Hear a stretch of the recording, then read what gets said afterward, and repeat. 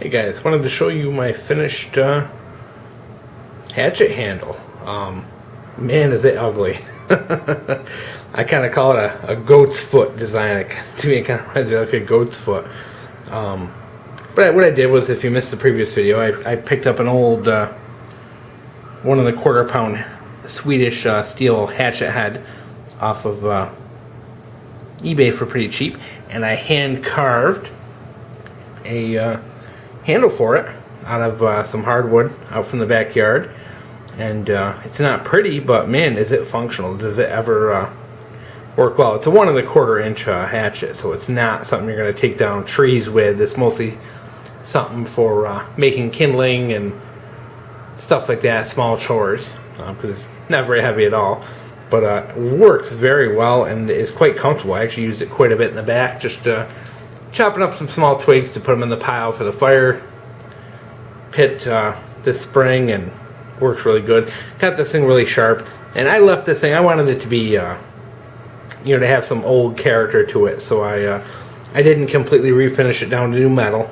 I kind of left the patina on it and let it sit. I just basically reground and reprofiled the edge, which I got some work to do, because as you can see, I dropped it and chipped the edge there a little bit, so got some work to do on that.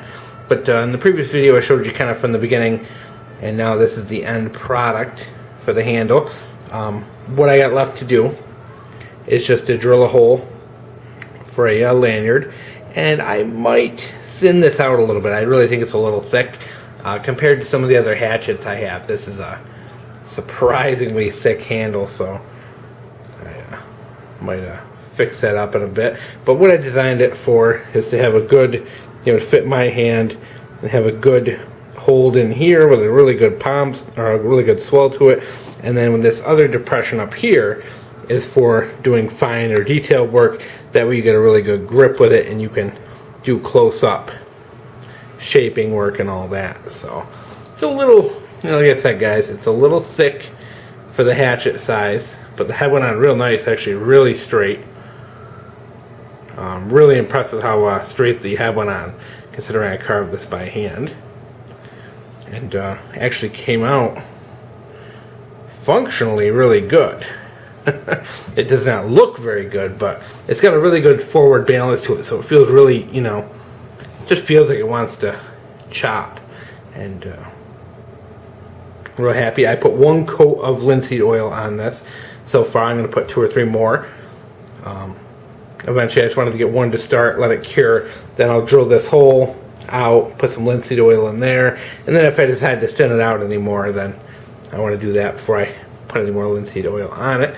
But like I said, it's a little big for the hatchet size. It's a pretty small hatchet, so I should have went with a little bit of a thinner profile and smaller. But I do like this shape, because this is particularly going to be used for making kindling and carving and shaping wood and all that. This isn't something I'm going to take down trees with, so I wanted something that would fit good in the hand and give me a good grip, a really good control when I'm working up close with things.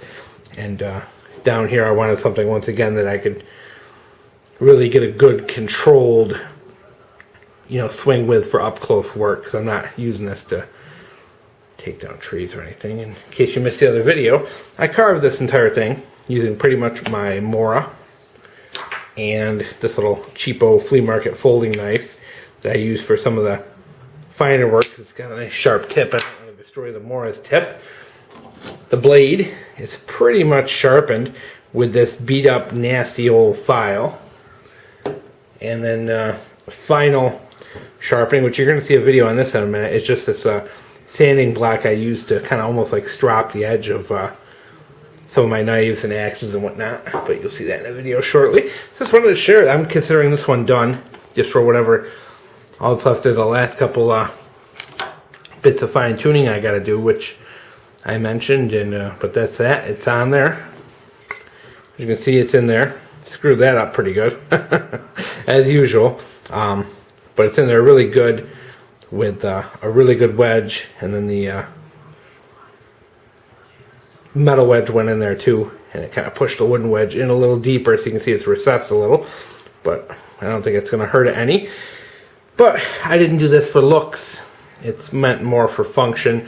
I really use this pretty heavily today, and it's sticking on real good. And you know, for a first effort, I'm happy with the results. Like I said, it's not pretty.